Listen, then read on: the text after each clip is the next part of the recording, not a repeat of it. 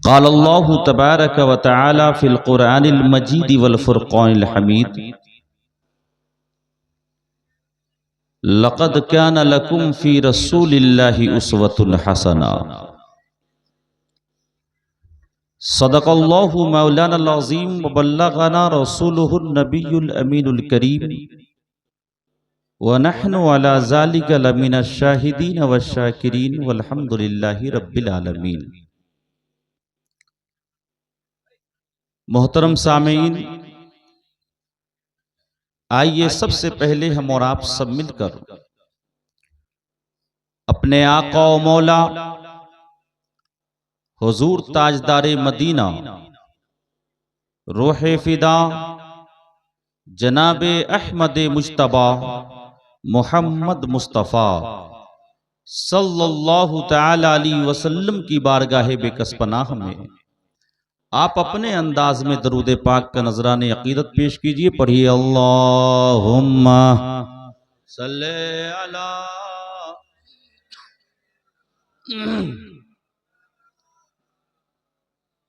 वाला मौलाना मुहम्मद हबीबना शफीअना मौलाना मुहम्मद वाला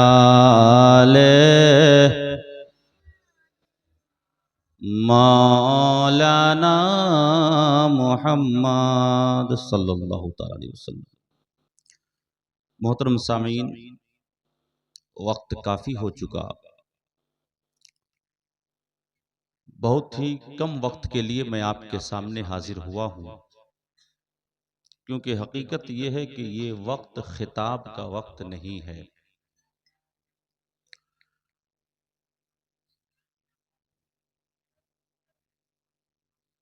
तो सबसे पहले जो सवाल आपने सुना अभी, उन सवालात में एक सवाल ये भी था, अजान से पहले दरूद पाक पढ़ना, है ना?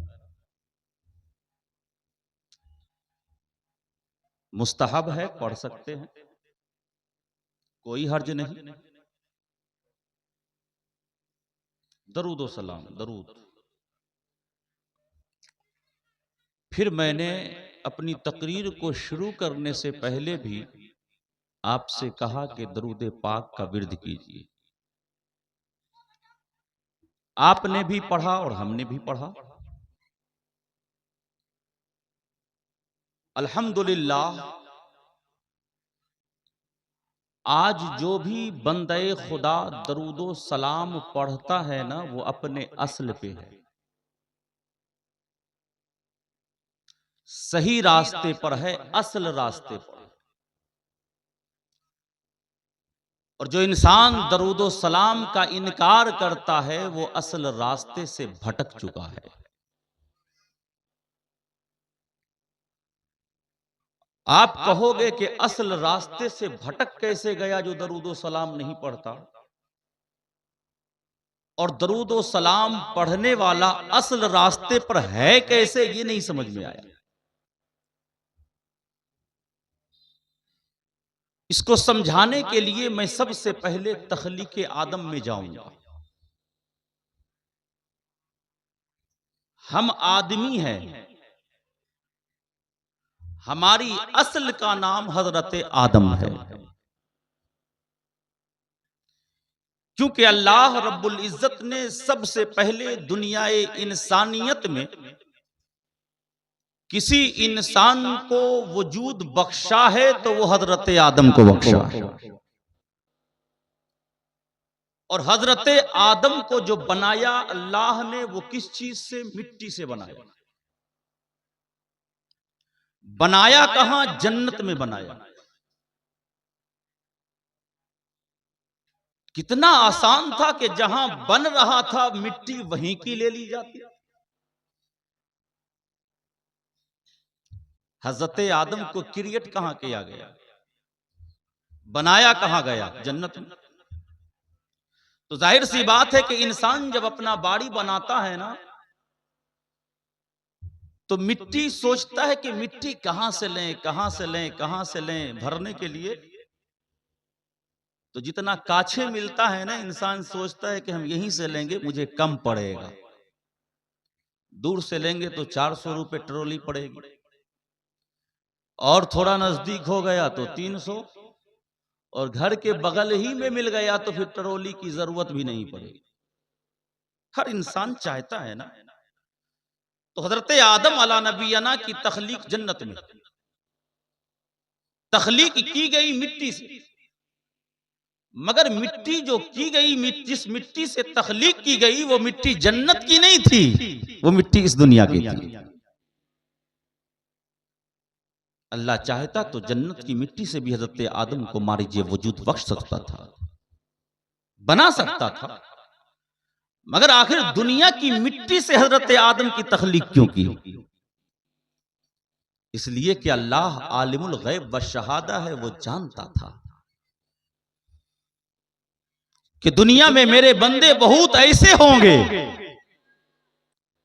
जो मेरी भी नाशुक्री करेंगे,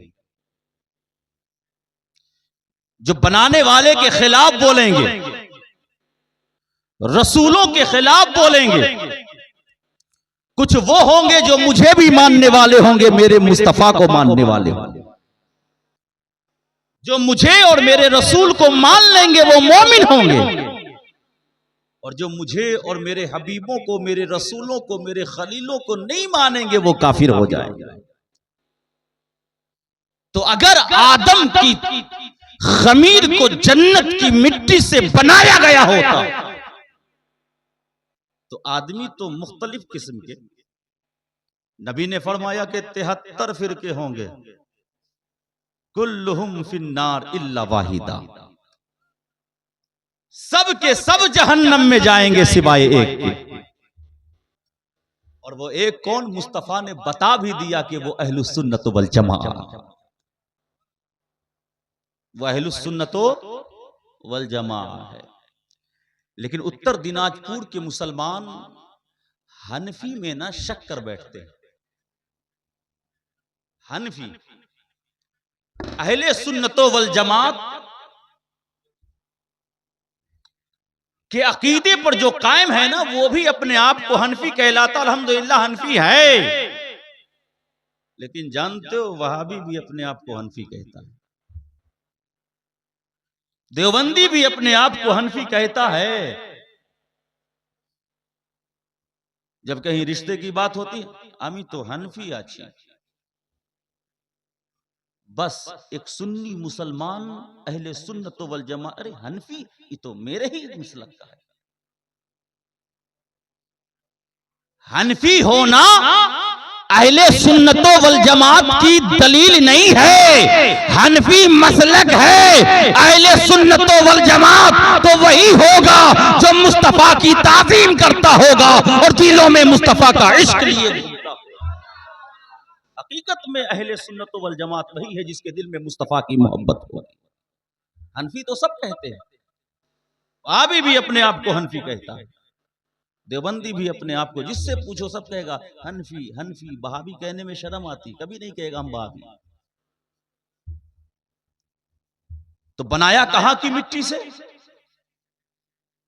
इस दुनिया की जमीन की मिट्टी से। ये जो जिस जमीन पर हम बैठे हुए हैं ना, इसी की मिट्टी से हजरत आदम की खमीर को बनाया। क्यों? अल्लाह जानता है कि अगर मिट्टी जन्नत की हो जाए और शिरिश्त से वो काफिर हो जाए, अल्लाह की शान ये नहीं है कि जन्नत की मिट्टी को जहन्नम में रखा जाए। इसलिए दुनिया की मिट्टी से आदम को बनाया ताकि फर्क हो जाए। जो मोमिन होगा जन्नत में जाएगा, जो काफिर होगा जो मोमिन होगा जन्नत में जाएगा, और जो काफिर होगा वो। इसीलिए दुनिया की मिट्टी, क्योंकि जन्नत की मिट्टी होती तो जन्नत की मिट्टी को, खुदा की ये शान नहीं है कि मिट्टी जन्नत की हो उसे जहन्नम में डाल। अब जब हजरत आदम कि खमीर तैयार हो गई, रूह डाल दी गई। जब रूह को डाली गई ना, तो रूह के डालने के बाद रूह फौरन बाहर निकल गई। आस्ते आस्ते, मैं ज्यादा देर बोलूंगा नहीं, लेकिन जितनी देर बोलूंगा थोड़ा सा, आधा घंटा से 1 बजे मैं समाप्त कर दूंगा इंशाल्लाह। ये तकरीर करने का वक्त भी नहीं, लेकिन जो बोल रहा हूं इंपॉर्टेंट बात है। रूह हजरत आदम अला नबियना की ना फिर से जिस्म से निकल गई। अल्लाह रब्बुल इज्जत ने दरियाफ्त किया, ऐ रूह तू क्यों निकल गई? रूह ने कहा, ऐ खालिके कायनात, मैं इस कसीफ जिस्म में रह नहीं सकती। ये जिस्म तारीख है, तारीख। ये जिस्म कसीफ है, और कसीफ जिस्म में जो नाजुक रूह होती है ना, वो रह नहीं सकती है। तो अल्लाह रब्बुल इज्जत ने उसी हजरत आदम के माथे पर नूरे मुस्तफा को डाल दिया। कसीफ का माना भारीपन, और एक होता है हल्का। रूह हल्की है, जिस्म कसीफ और भारी है। रूह ने कहा, मौला हम तो खफीफ हैं, कसीफ जिस्म इसमें नहीं रह सकते। अल्लाह ने नूरे मोहम्मदी को डाला, रूह दाखिल हो गई। कहा, मौला शुक्र है कि अब जिस जिस्म में आया हो वो जिस्म आदम का तो है, मगर ये जिस्म नूरे मोहम्मदी से मनव्वर। अब ये जिस्म नूरे मोहम्मदी से मनव्वर हो चुका है। तो अब रूह जो फिर से गई ना, तो अब वापस नहीं है। अब हजरत आदम जन्नत में रहने लगे, तने तनहा, ओनली वन, एक ही।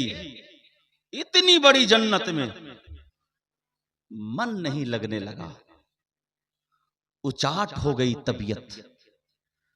कहा, ऐ खालिक, इतने बड़े जन्नत में सिर्फ मैं अकेला, मेरी तबीयत नहीं लगती, मुझे मन नहीं लगता इतने बड़े जन्नत में।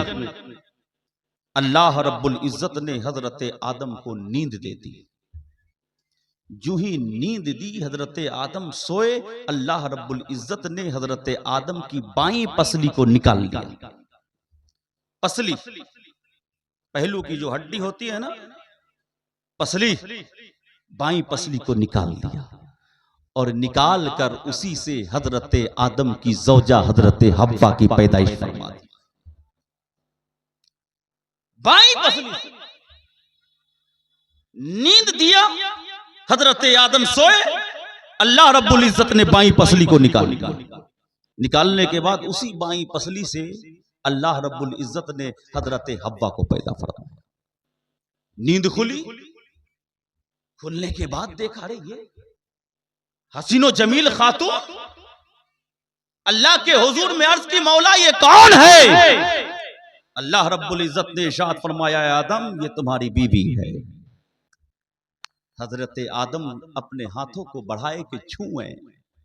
अल्लाह रब्बुल इज्जत ने फरमाया, ऐ आदम इसे छूना नहीं, मैंने तेरा निकाह तो कर दिया है, मगर जब तक तू इसका महर अदा नहीं करेगा तब तक तू छू नहीं सकता।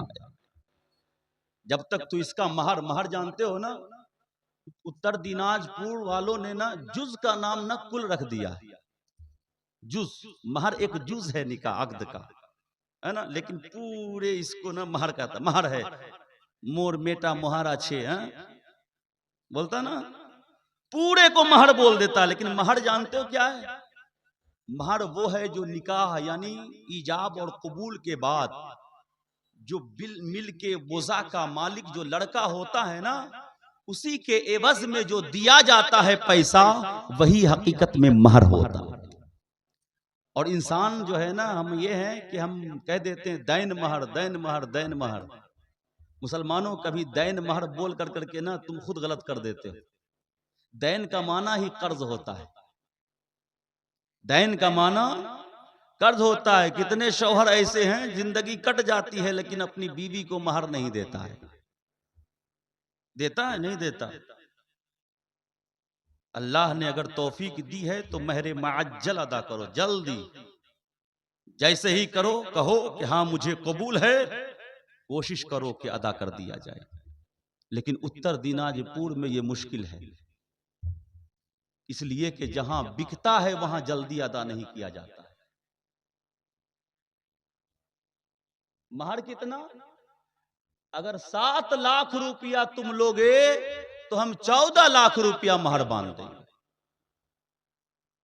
लड़के की हैसियत क्या? उसके पास 1 लाख 2 लाख भी बैंक बैलेंस नहीं है अभी। लोगे 7 लाख टका 14 लाख, तो कैसे महर मुअज्जल होगा? अदा कर ही नहीं सकते। मुअज्जल ताखीर, ताखीर में भी लोग बहुत ताखीर कर देते हैं।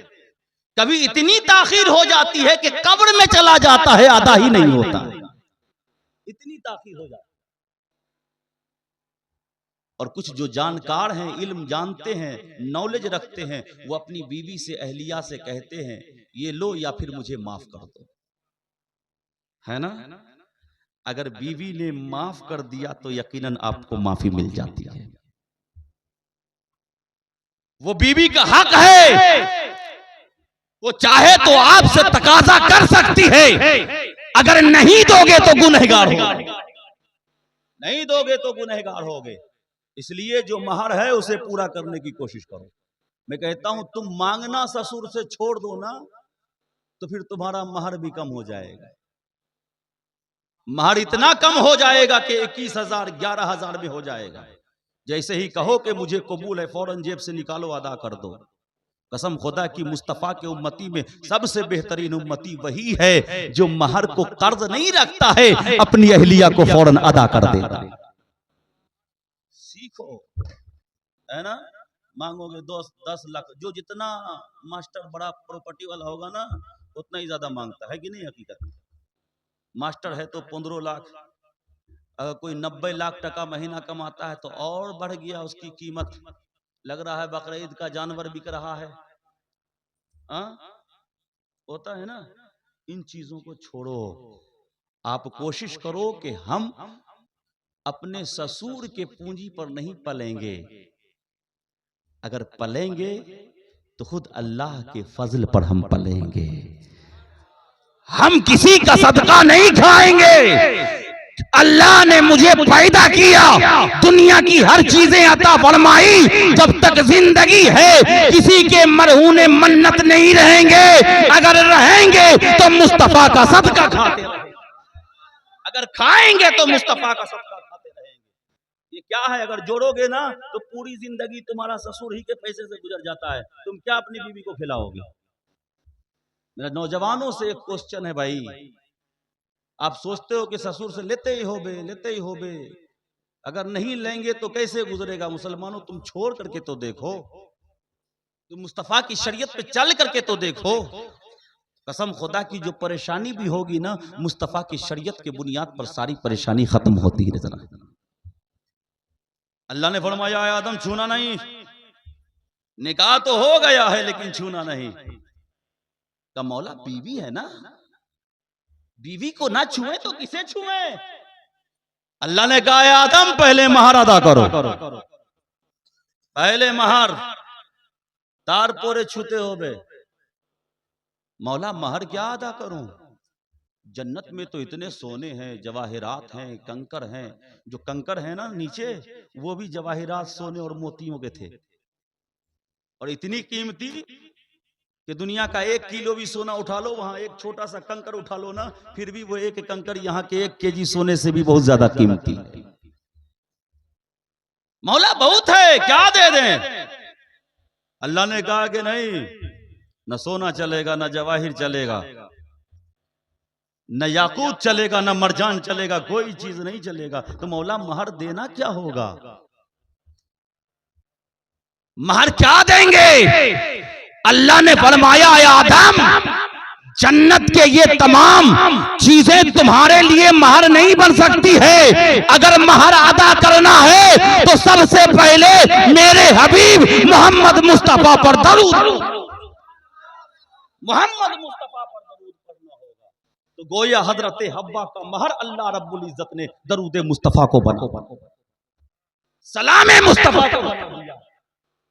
अब देखो, जब शादी होती है ना, महर अदा हो गया, तो जाहिर सी बात है कि अब मिलन होता है। मिलन के बाद ही इंसान के वजूद का इम्कान होता है कि हाँ अब बच्चा पैदा होगा, है ना। अगर बगैर शादी के बच्चा हो जाए तो उसके कैरेक्टर पर शक है। शक क्या, यकीन है। इसलिए कि बगैर शादी के और शौहर के छुए बगैर किसी को बच्चा हो ही नहीं सकता। वो और सी बात है कि अल्लाह का फजल हो जाए तो ईसा बगैर बाप के पैदा हो जाए, वो तो अल्लाह का फजल है। लेकिन ये दुनिया की रीत, दुनिया का दस्तूर और कानून फितरत, कानून इंसानी है कि जब तक मिलन नहीं होगा तब तक बच्चे की पैदाइश नहीं। जाहिर सी बात है, हम और आप किसकी औलाद? हजरत आदम की। हमारी मां का महर क्या? दरूदो सलाम। हमारे असल कौन? हजरत आदम, हजरत हव्वा। महर क्या था? दरूदो सलाम। अब मिलन हुआ तो दुनिया में इंसान फैल गया। मुसलमानों, अब इंसान को देखो, जो आज दरूदो सलाम पढ़ता है, समझ लेना वो अपने असल पर चल रहा है। जो दरूदो सलाम नहीं पढ़ता है, समझ लेना असल से भटक गया। उससे पढ़ लें, बहुत गहरी गहरी बात, किंतु ये समय में ये सब बातें नहीं होती है ना।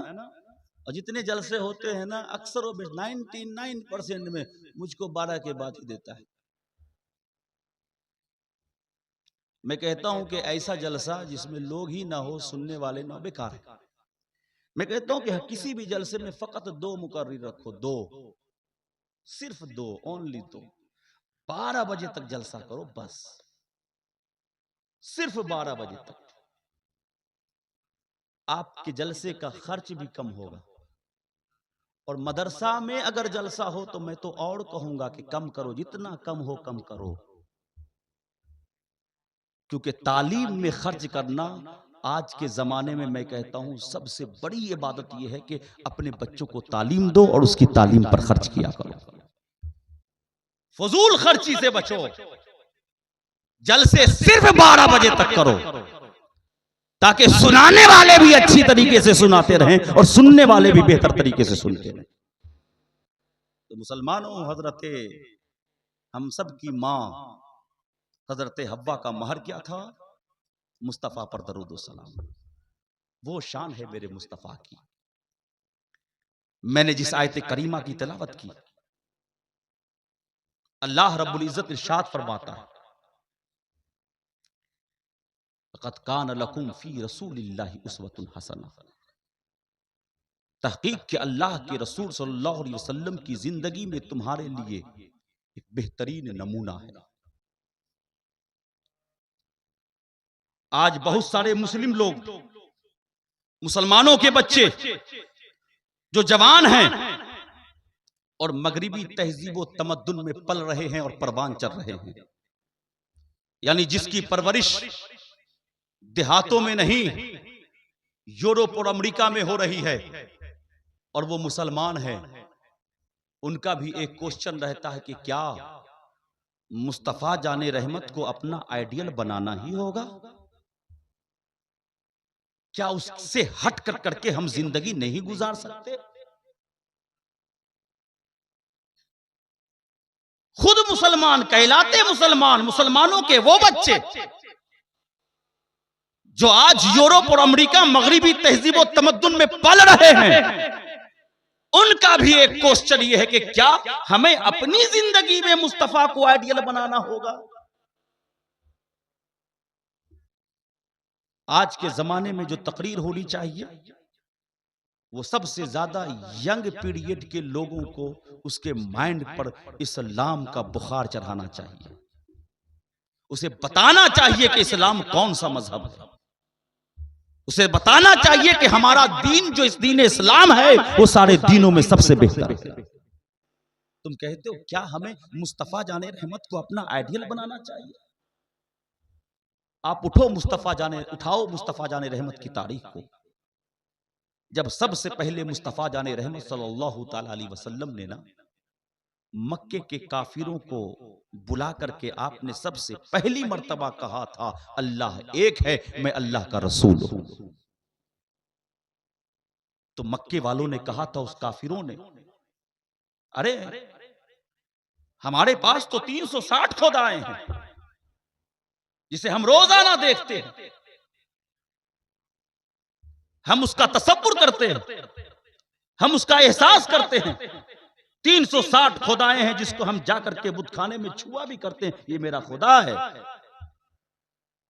आए मोहम्मद, जिस खुदा के बारे में तू बात कर रहा है, जब वो दिखाई ही नहीं देता तो हम उसे मानेंगे कैसे? मक्के के कुफ्फार ने यही जवाब दिया था मुस्तफा जाने रहमत को। मुस्तफा जाने रहमत मुकम्मल मुजज़्ज़ा बन करके तशरीफ लाए थे। उन लोगों ने कहा कि अगर उसको जो दिखाई देता ही नहीं है उसको खुदा माना जाए, दलील लेकर के आओ। हातु बुरहानकुम इन कुंतुम सादिकीन। अगर आप कहते हो कि खुदा एक है, वो तो हम देखते ही नहीं है। हमारे सामने 360 खुदा मौजूद है, देखो हम छूते भी हैं। तो दिखने वाले खुदा को छोड़ कर करके हम उस खुदा को कैसे मान लें जो दिखता ही नहीं है? मुस्तफा जाने रहमत ने इरशाद फरमाया कि एक खुदा है, मैं अल्लाह का रसूल हूं, उसी की इबादत करो, वही एक खुदा परस्तिश के लायक है, इबादत के लायक है। उन लोगों ने कहा दलील दीजिए। मुस्तफा जाने रहमत ने कुछ नहीं फरमाया, सुकूत इख्तियार किया। अगर चाहे लेते तो वहीं पर मुजज़्ज़ा दिखा देते और मुजज़्ज़ा के जरिए उसे मनवा लेते कि हां अल्लाह एक है। लेकिन आप खामोश रहे, वहां से चले आए। कुछ दिनों के बाद वहां आपने जवाब नहीं दिया, लेकिन वहां आपने फरमाया था, ए खुदा, मैं तेरे दीन के परचम को जहां पर लहरा रहा हूं वहां तेरे मानने वाले कोई नहीं है। जहां तेरी बात करता हूं वो तेरे एक होने की दलील मांगते हैं, ये खुदा। बस इतनी सी दुआएं करके मुस्तफा जाने रहमत वहां से निकल गए। फिर हुई बात ये कि एक दिन अबू जहल काफिला के साथ आ रहा था। अबू जहल जब आया, मुस्तफा की बारगाह में खड़ा हुआ और कहा, ऐ मोहम्मद, मैंने तो तेरा बचपना भी देखा, 40 साल उम्र तेरी गुजर गई। मैंने तेरे 40 साल उम्र को मैंने अपनी आंखों से देखा। मैं जमीनी हालत तो देख चुका हूं कि तेरा कैसा है, लेकिन अगर वाकईतन तेरा खुदा एक है जो दिखाई नहीं देता तो सुन, एक कोई आसमान की तरफ कुछ हमें मुजज़्ज़ा दिखा दे, ताकि मुझे भी पता चले कि तू अल्लाह का रसूल है और तेरा खुदा एक है।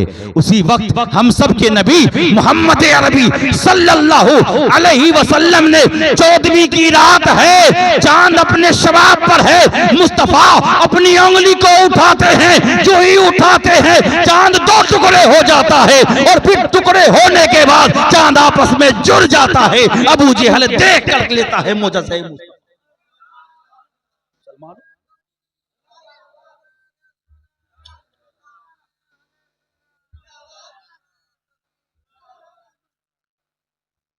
उस वक्त आपने मुजज़्ज़ा नहीं दिखलाया। अल्लाह के नबी सल्लल्लाहु अलैहि वसल्लम नबी उस वक्त से, जबकि हजरत आदम अला नबीना आबो गिल की मंजिल ही तय कर रहे थे। ये तो 40 साल में आपने नबूवत का ऐलान किया कि मैं नबी हूं, उस वक्त नहीं दिखाया। बाद में अबू जहल ने कहा जरा आसमान में कुछ दिखाओ।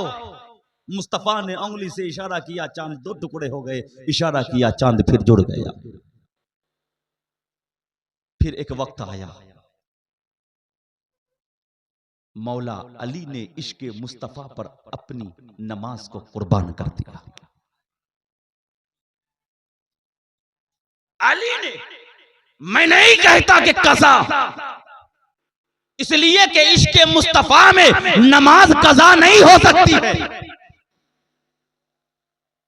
इश्क मुस्तफा में नमाज कज़ा हो जाए ये तो मैं नहीं कह सकता। मौला अली ने इश्के मुस्तफ़ा में नमाज को कुर्बान कर दिया। नमाज तू कुर्बान हो जाए मगर इश्के मुस्तफ़ा ना होने पाए। ये मोहब्बत अली का अकीदा। नमाज तू कुर्बान हो जा चलेगा मगर इश्के मुस्तफ़ा मेरे दिल से ना चले। नमाज कुर्बान। अब मगरिब का वक्त शुरू होने को है। आपे को सब मालूम, मुस्तफ़ा जाने रहमत ने अपने हाथों से इशारा किया, डूबता हुआ सूरज फिर पलटकर असर के वक्त खड़ा हो गया। फिर एक वक्त ऐसा आया कि आप कहीं सफर कर रहे हैं, एक शख्स मिला जो काफिर था, मुसलमान नहीं था, वो कहीं जा रहा था। मुस्तफ़ा जाने रहमत ने पूछा, ये शख्स कहां जा रहे हो? उसने कहा कि मैं मक्के जा रहा हूं, मक्के। मुस्तफ़ा जाने रहमत ने फरमाया, तुम मक्के जा रहे हो, क्या तुम्हारी जन्नत जाने की ख्वाहिश नहीं है?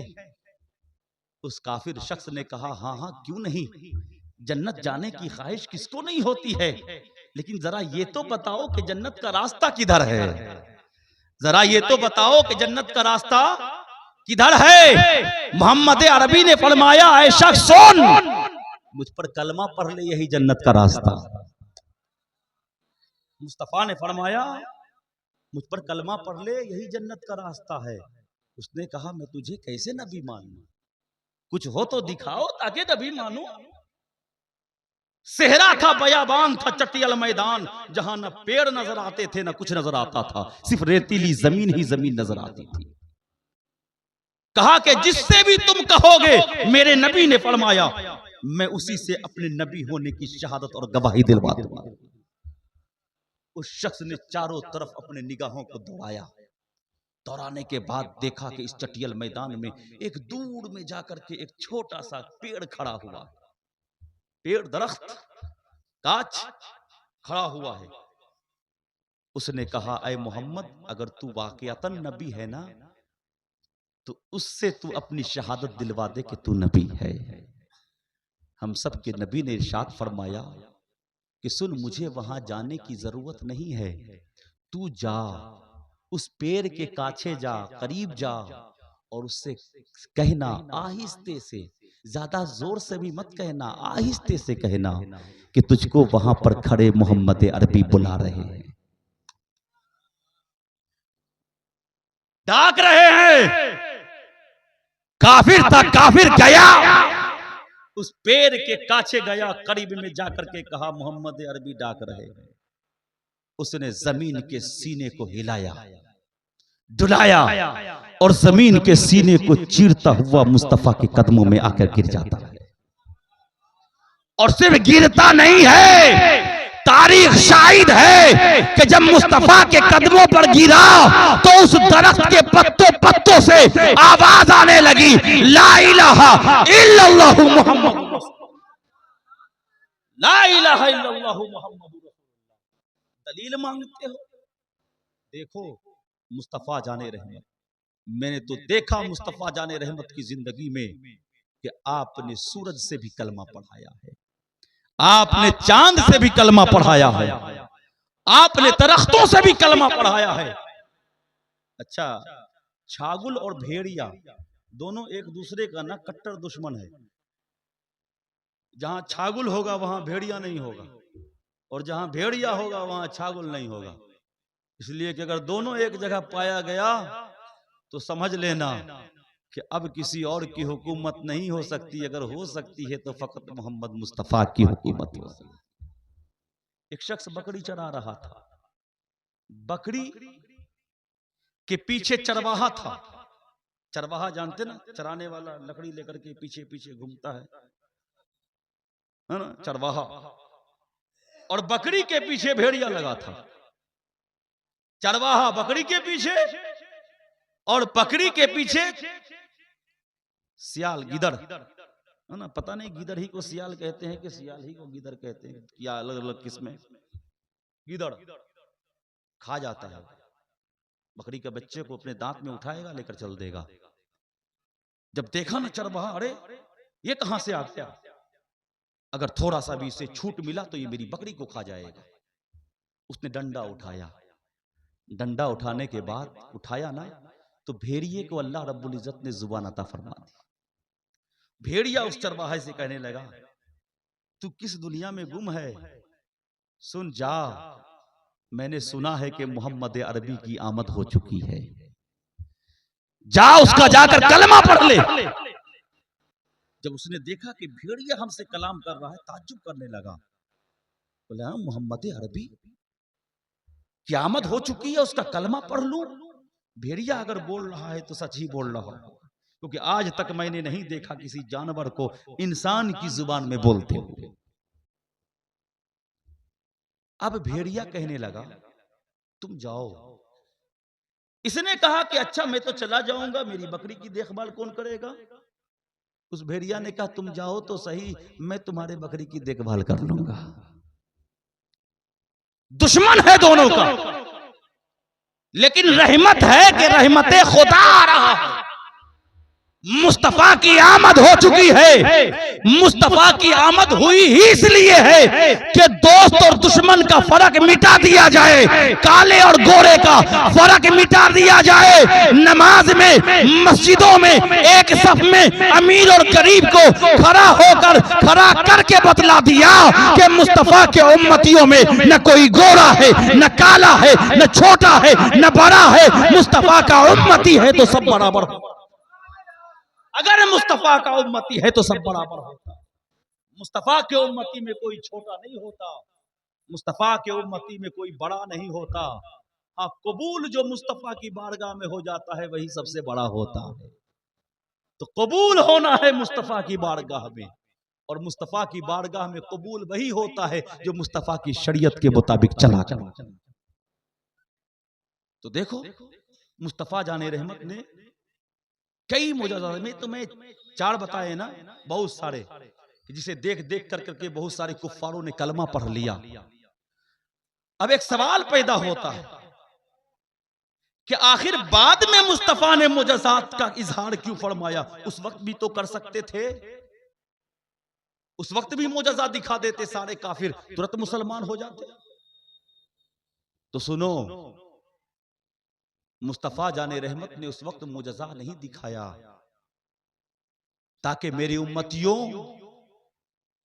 ये कोई जरूरी नहीं है कि जब भी तुमसे कोई दलील पूछे तो तुम्हें कोई करामत दिखानी पड़ जाए अगर वली हो तो, या कोई खर्के आदत कोई चीज दिखानी पड़ जाए ताकि कोई कहते हैं ना उसको कमाल हो गया, इसने क्या कर दिया है, और देख कर करके तुम्हारा कमाल को कोई मुसलमान नहीं। अक्ल से सोचो, मुस्तफा ने उसे सेहन दिया कि अक्ल का इस्तेमाल करो। वो मोहम्मद जो तुम्हारे सामने में 40 साल तक रहा, जिसने कभी झूठ नहीं बोला, जिसने किसी की अमानत में खयानत नहीं किया, जिसने किसी को धोखा नहीं दिया, जिसने किसी को गालियां नहीं बकी, जिसने किसी का जमीन नहीं हड़पा। आए मक्का के लोगों सुनो, जब मोहम्मद ऐसा हो सकता है तो उसका खुदा कैसा हो? अक्ल को इस्तेमाल करो, अक्ल को, कि जब उसका नबी मोहम्मद होकर करके ऐसा हो सकता है। 40 साल तक तुमने देखा मोहम्मद अरबी ने कभी झूठ नहीं बोला, 40 साल से तुम देख रहे हो मोहम्मद अरबी ने किसी पर जुल्म नहीं किया, 40 साल से देख रहे हो मोहम्मद अरबी ने किसी की जमीन को नहीं हड़पा, 40 साल से देख रहे हो मोहम्मद अरबी ने वादा खिलाफी नहीं किया, 40 साल से देख रहे हो मोहम्मद अरबी ने ऐसा नहीं कि अपने माँ बाप की खिदमत नहीं की, अपने माँ बाप की इज्जत नहीं की, अपने भाइयों से प्यार नहीं किया। नहीं, तुम तो मोहम्मद की 40 साल जिंदगी मुताला कर चुके हो। अगर तुम्हें लगता है कि ये जात ऐसी है कि जिसने कभी झूठ नहीं बोला है तो ये अक्ल लगाओ, जब नबी ऐसा हो सकता है तो खुदा कैसा? इसलिए हर जगह मुजज़ा नहीं, अक्ल लगाओ, अक्ल। और अल्लाह रब्बुल इज्जत ने भी कुरान में फरमाया कि हक बात वही लोग कबूल करते हैं जो अक्ल वाले होते हैं। अक्ल वाले होते हैं मुसलमानों, अक्ल का इख्तियार करो। अच्छा मैं बताऊं, इससे पहले भी बहुत सारी किताबें आई, नाजिल हुई, अल्लाह रब्बुल इज्जत ने आसमानी किताबें नाजिल की, लेकिन किसी भी किताब की हिफाजत की जिम्मेदारी अल्लाह ने नहीं ली। मगर आखिरी किताब जो कुरान को उतारा ना, अल्लाह रब्बुल इज्जत ने उसे उतारा भी और उसकी हिफाजत की जिम्मेदारी भी। इन्ना नहनु नज़्ज़लना ज़िक्र व इन्ना लहू लहाफ़िज़ून। हमने ही कुरान को उतारा और हम ही उसकी हिफाजत करेंगे। मौला, बहुतों तो सारी तेरी ही किताबें थी ना, हजरत मूसा पर उतारी गई, हजरत दाऊद पर उतारी गई, हाँ, हजरत ईसा अलैहिस्सलाम पर उतारी गई, तेरी ही किताबें थी ना, आखिर उनकी हिफाजत क्यों नहीं? उसमें तहरीफ होती चली गई, लेकिन कुरान आज से नहीं 1400 साल से ज्यादा हो गए, अब तक कोई तहरीफ नहीं हो सकी। और हम उम्मत मोहम्मदिया कभी तहरीफ होने भी नहीं देंगे। और हमारी जमात के जो हुफ्फाज, जो मदारिस में हुफ्फाज बनते हैं, कुरान को हिफ्ज करते हैं, कसम खुदा की उसने भी जिम्मेदारी उठा ली है कि कुरान में अगर कहीं किसी ने जबर और पेश को भी घटाया तो हम इसे कबूल नहीं। ये हाफिज जो बनते हैं इसीलिए बनाया जाता है कि अगर किसी ने कहीं कोई मटकी मारने की कोशिश की जबर और जेर में इधर उधर, तो ये हमारे हुफ्फाज कभी उसे एक्सेप्ट ही नहीं करेंगे, इसलिए कि वो तो कुरान पूरा उसके सीने में महफूज मौजूद है। हालांकि पहली किताबों में तहरीफ होती गई। इसका जवाब यही होगा कि ऐ मेरे बंदो, इसलिए कि किताबें बदलती रहती, किताबें शरीयत बदल रही थी। हजरत मूसा नबी की शरीयत और थी, हजरत ईसा की शरीयत में कुछ और था, मसाइल में उतार चढ़ाव था, किसी में इफरात था तो किसी में तफरीत था, किसी में सख्ती थी तो किसी में आसानी थी, वो बदल रहा था। लेकिन अब जो कुरान आया है इसके बाद कोई और किताब नहीं आएगा, इसलिए जब तक ये किताब रहेगी उसकी हिफाजत की जिम्मेदारी खुदा। कुरान से पहले जितनी किताबें आती रही वो बदल रही थी, शरीयत बदल रहे थे, मसाइल बदल रहे थे। मगर अब जो आखिरी नबी पर कुरान उतरा ना, अब कयामत तक अब कोई और किताबें नहीं होंगी। कयामत तक लोगों के लिए अगर कोई किताब हिदायत बन सकती है तो कुरान बन सकती है, इसलिए कुरान की हिफाजत की जिम्मेदारी अल्लाह ने अपने मुसलमानों, हजरत ईसा नबी का दौर गुजरा, लेकिन दीन मुकम्मल नहीं हुआ। मूसा का जमाना गुजरा, दीन मुकम्मल नहीं। हजरत यूसुफ अला नबियाना का गुजरा, दीन मुकम्मल नहीं।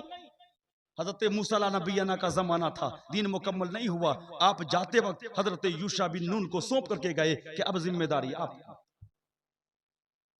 हजरत इब्राहिम अला नबियाना, दीन मुकम्मल नहीं हुआ। जब आप तशरीफ ले गए इस दारे फानी से, तो आपने वो जिम्मेदारी अपने बेटे हजरत इस्माइल को अता कर दी। दीन मुकम्मल नहीं हुआ था।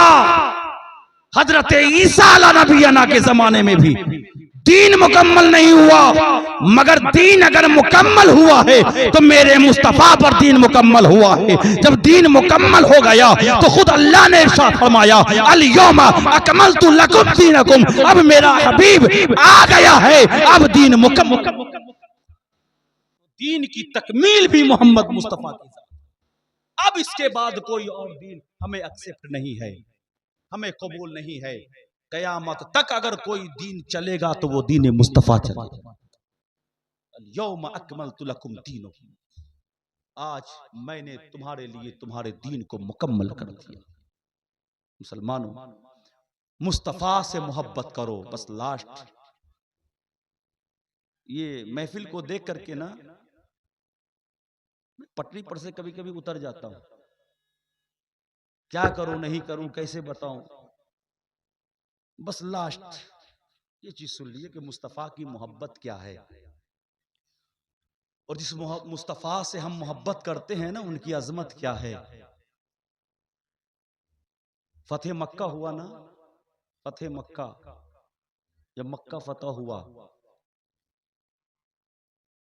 तो अल्लाह के रसूल सल्लल्लाहु ताला अलैहि वसल्लम ने ना सबसे पहले फतह के बाद अजान देने के लिए किसी को चुना था, तो वो हजरत बिलाल को चुना था।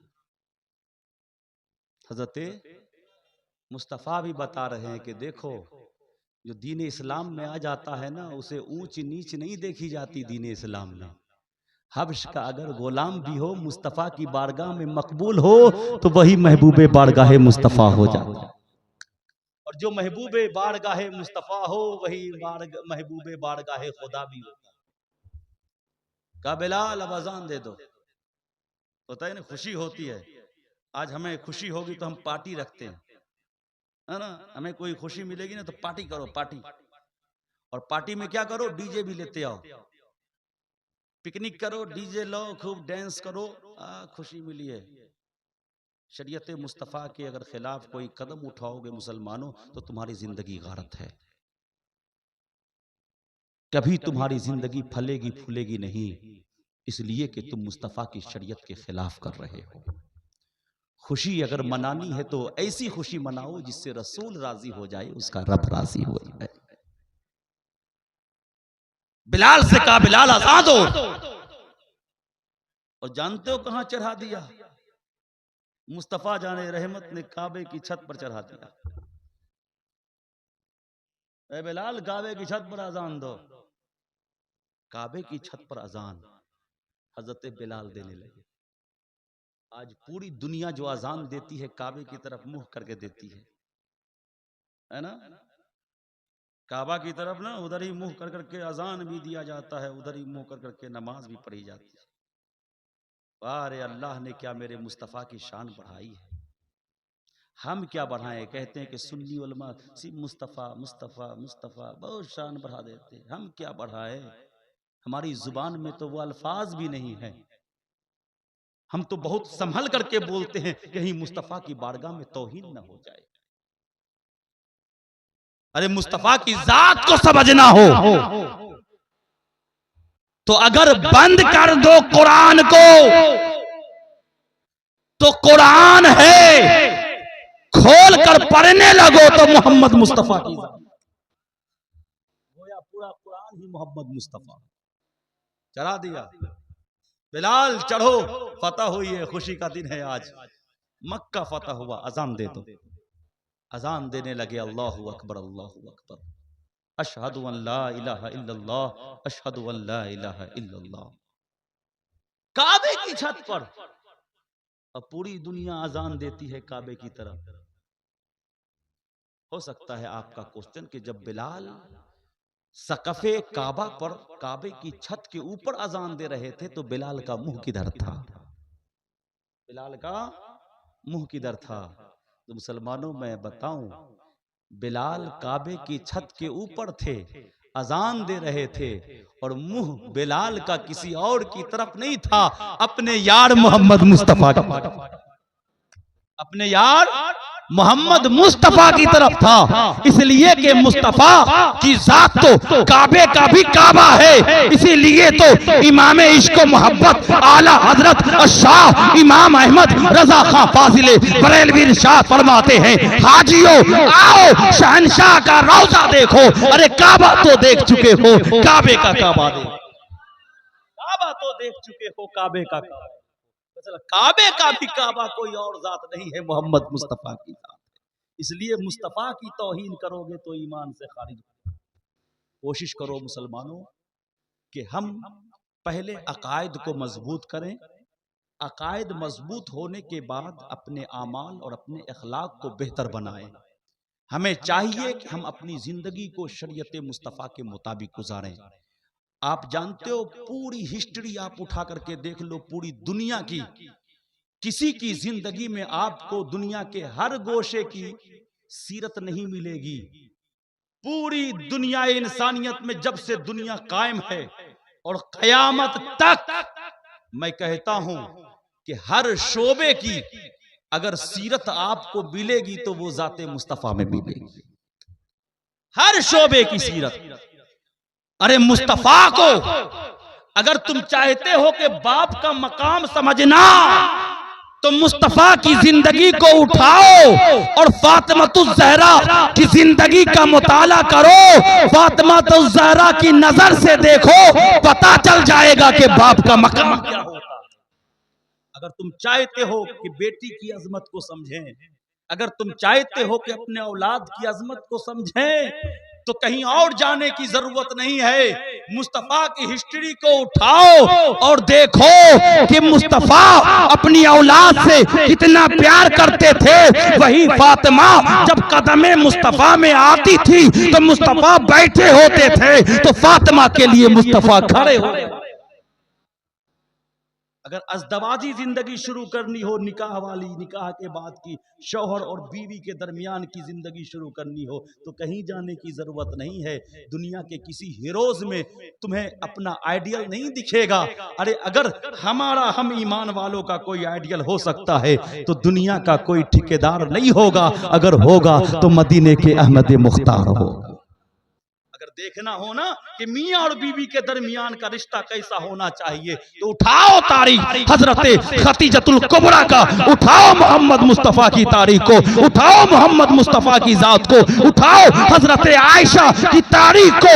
आप उठाकर पढ़ो, पता चलेगा कि शौहर को ऐसा होना चाहिए और बीवी को ऐसी। तुम्हें अगर मिलेगा एक ही जात में अगर सब कुछ तलाश करनी हो ना तो फिर कहीं नहीं मिलेगा सिवाय मुस्तफा की जात के।